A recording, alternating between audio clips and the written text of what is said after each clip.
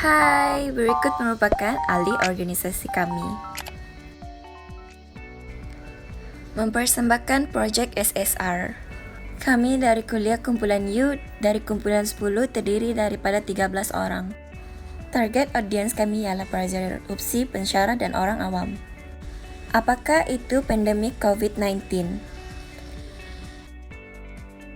Melakukan aktiviti yang menenangkan merupakan salah satu cara melepaskan tekanan semasa pandemik COVID-19. Antara aktiviti tersebut termasuk bernafas dengan dalam. Cara terbaik pernafasan adalah melalui bahagian abdomen. Pernafasan haruslah lebih perlahan, panjang dan dalam berbanding pernafasan normal.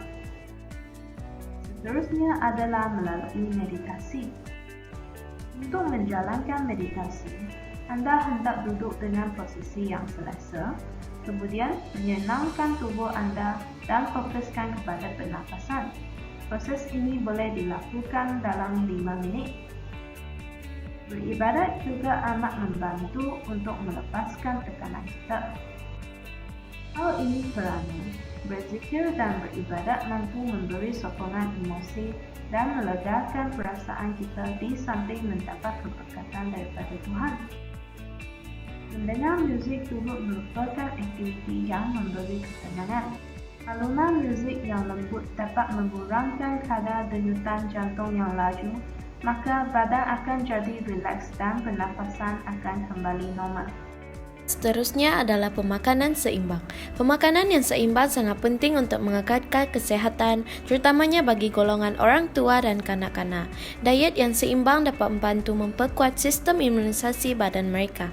Sudah pasti pengambilan sayur dan buah yang mengandungi vitamin serta mineral penting dan perlu dititik beratkan. Selain pengambilan hidangan karbohidrat seperti nasi dan mi serta protein seperti lauk pauk. Beralih kepada aktiviti yang seterusnya iaitu senaman mudah yang boleh dilakukan di rumah sewaktu Perintah Kawalan Pergerakan iaitu PKP. Antara senamannya adalah seperti half squat, lunges, plank, push-up dan Russian twist. Semua senaman ini boleh dilakukan selama 10 minit minimum pada setiap hari. Antara kebaikan melakukan senaman-senaman ini adalah dapat meningkatkan daya ketahanan diri, meningkatkan kecergasan, mengekalkan kekuatan otot dan tulang bagi memudahkan pergerakan, menguatkan otot-otot jantung dan paru-paru dan seterusnya memperbaiki sistem penghadaman dan selera makan. Seterusnya ialah pengamalan hobi baharu. Hobi merupakan kegiatan yang kita lakukan pada waktu lapang.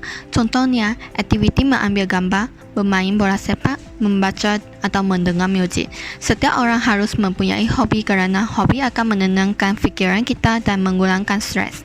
Dengan itu, kita akan lebih waras dan dapat menjaga emosi kita agar tidak melepaskan perasaan negatif kita terhadap ahli keluarga kita sehingga menjejaskan hubungan.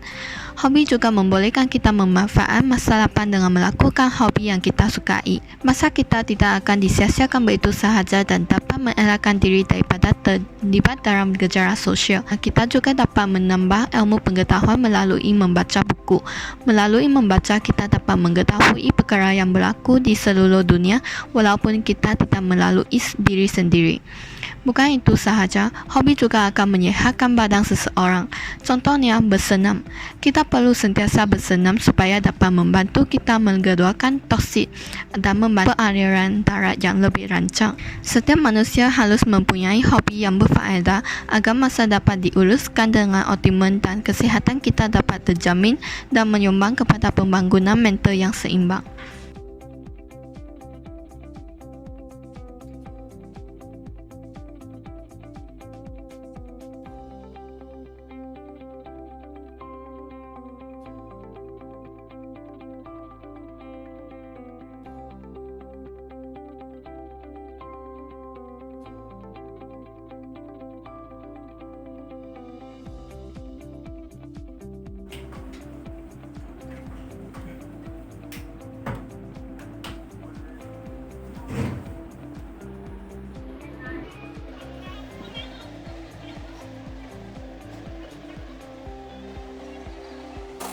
Perintah Kawalan Pergerakan yang bermula pada 18 Mac 2020 menyaksikan orang ramai bukan sahaja di Malaysia, malah seluruh dunia berada dalam situasi yang penuh dengan ketidaktentuan serta kerisauan akibat pandemik COVID-19. Di antara simptom-simptom masalah psikologi adalah seperti berikut. Perubahan rutin tidur, perubahan tabiat pemakanan, mudah marah, mudah resah, hilang tumpuan, perubahan perasaan dan yang terakhir ialah keinginan untuk membunuh diri. Oleh itu, Kementerian Kesihatan Malaysia dengan kerjasama Medical Relief Society menawarkan perkhidmatan sokongan psikososial kepada rakyat Malaysia.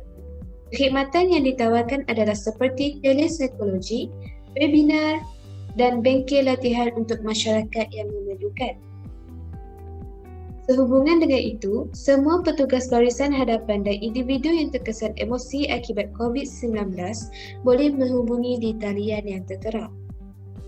Bermula dari pukul 8 pagi hingga pukul 5 petang pada setiap hari. Selain itu, Malaysia Relief Society iaitu pertubuhan bukan kerajaan turut menawarkan perkhidmatan talian bagi membantu mereka yang mengalami masalah tekanan psikologi khususnya yang terkesan akibat pandemik COVID-19.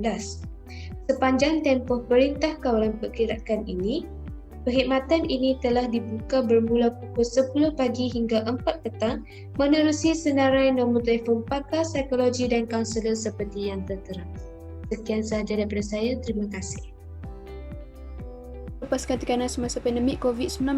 Yang kelima adalah dengan meluangkan masa bersama keluarga atau rakan-rakan. Biarpun duduk di rumah, kita sebenarnya masih boleh melakukan pelbagai perkara bersama keluarga ataupun rakan-rakan di kediaman masing-masing sepanjang tempoh pelaksanaan Perintah Kawalan Pergerakan PKP. Ia bagi mewujudkan persekitaran yang lebih positif, menghilangkan stres atau tekanan selain mampu mengeratkan hubungan kekeluargaan dan juga dapat mengurangkan tahap kebosanan khususnya dalam kalangan kanak-kanak. Setiap aktiviti yang dirangka itu perlu menitik beratkan aspek kesihatan fizikal, mental dan sosial. Antara contoh aktiviti yang boleh dilakukan oleh seisi keluarga ialah memasak, berkebun, mengemas rumah, main permainan tradisional atau menonton filem yang sesuai bagi semua peringkat umur. Akhir sekali, setiap keluarga juga boleh melakukan aktiviti keagamaan secara bersama mengikut pegangan masing-masing. Bagi umat Islam, anda digalakkan untuk solat berjemaah, mengaji, berzikir serta menonton dan membaca bahan ilmuan berkaitan agama kerana ia sangat membantu kita untuk menenangkan fikiran dan melepaskan tekanan yang dirasai ketika menghadapi pandemik COVID-19. Kesimpulannya, sudah terang lagi bersulu bahwa masyarakat haruslah bijak dalam menangani tekanan yang dihadapi, terutama sekali semasa pandemik COVID-19 ini. Hal ini karena sekiranya kita tidak menangani masalah tersebut dengan segera, ini akan membawa kesan yang buruk terhadap mental, emosi, dan kesehatan kita. Di sini saya ingin mencadangkan kepada Anda semua agar mengaplikasikan cara-cara menangani tekanan, khususnya semasa pandemik COVID-19 ini, seperti yang diterangkan dalam video sebelum ini. Oleh itu, cegah sebelum parah adalah jalan terbaik untuk menangani masalah ini. Akhir sekali, stay healthy and stay safe. Sekian, terima kasih.